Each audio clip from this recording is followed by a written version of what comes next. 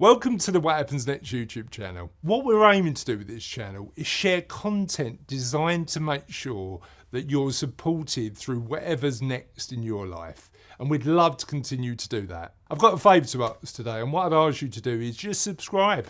It costs you nothing, but it really helps us deliver really good quality content on a consistent basis.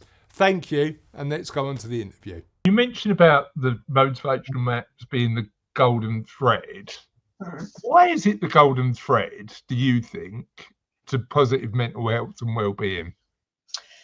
Because what we see in the maps, Chris, is that if somebody is not, their motivators are not being satisfied.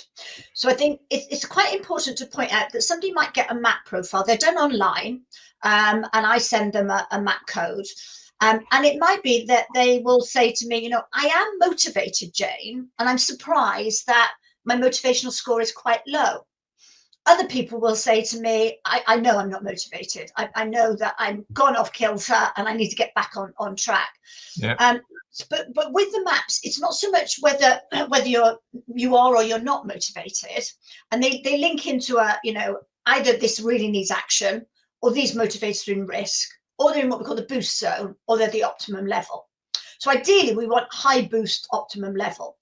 But the key thing about the maps is that it's whether or not you currently feel your motivators are being satisfied at this moment in time. And linking into well-being, what I see is that if those motivators are not being satisfied, there is a higher prevalence that people's mental well-being isn't being satisfied as well. Gotcha. On the opposite side of that, it's when I see what I call the 100%ers, which people sort of think, wow, this is fantastic. They're 100% motivated. My question often to them is, what do you do to relax? Because they're so driven by what they might be doing.